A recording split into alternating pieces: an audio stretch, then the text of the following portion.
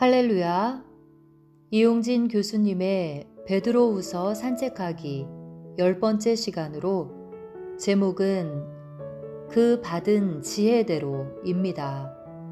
하나님의 은혜가 말씀을 듣는 여러분들에게 임하시길 바랍니다. 그러므로 사랑하는 자들아, 너희가 이것을 바라보나니 주 앞에서 점도 없고 흠도 없이 평강 가운데서 나타나기를 힘쓰라. 또 우리 주의 오래 참으심이 구원이 될 줄로 여기라.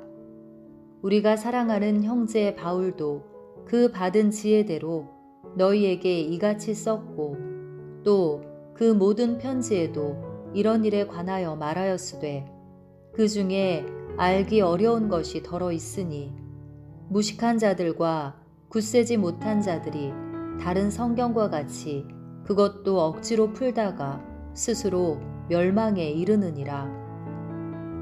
베드로후서 3장 14절로 16절 말씀.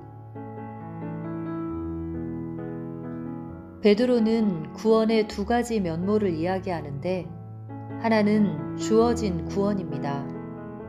하나님께서 길이 참으심으로 주시는 은혜와 용서의 구원입니다.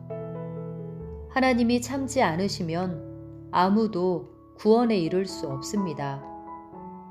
다른 하나는 힘쓰는 구원입니다. 성도는 은혜로 구원 얻었지만 또한 주 앞에서 점도 없고 흠도 없이 평강 가운데서 나타나기를 힘쓰며 두렵고 떨림으로 구원을 이루어가야 합니다. 우리는 이 두 구원의 긴장 속에서 살아가고 있습니다. 구원의 두 가지 측면을 조화롭게 이해하십니까?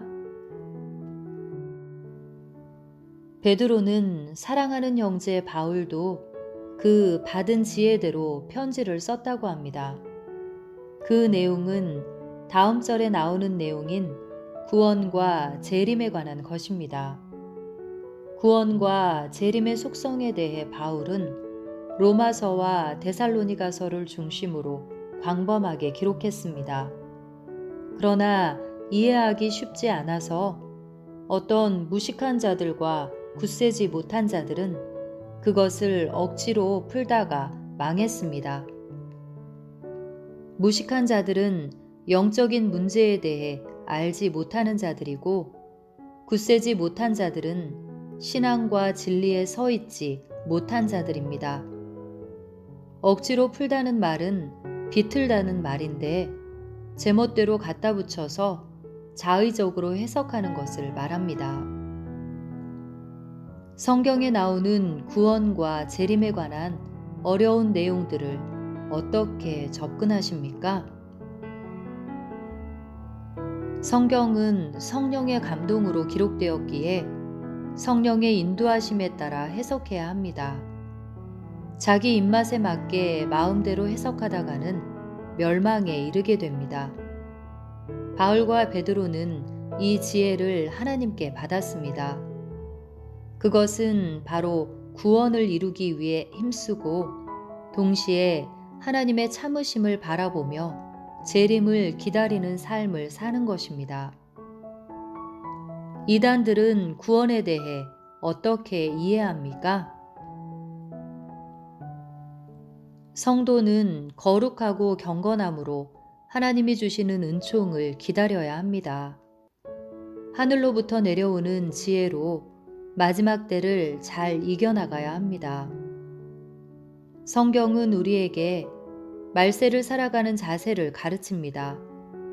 흠도 없고 점도 없이 평강 가운데 나타나기를 힘쓰고, 그래서 하나님의 은혜와 지혜로 구원을 이루어 나가며 나아가 그것을 통해 하늘의 놀라운 복락에 참여하는 것입니다.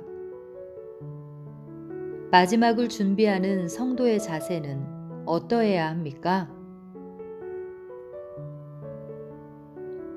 하나님, 말씀을 제멋대로 푸는 것이 아니라 오직 하나님의 지혜로 잘 이해하는 우리가 되게 하셔서 마지막 때에 흠도 없고 점도 없이 하늘의 지혜로 승리하게 하옵소서.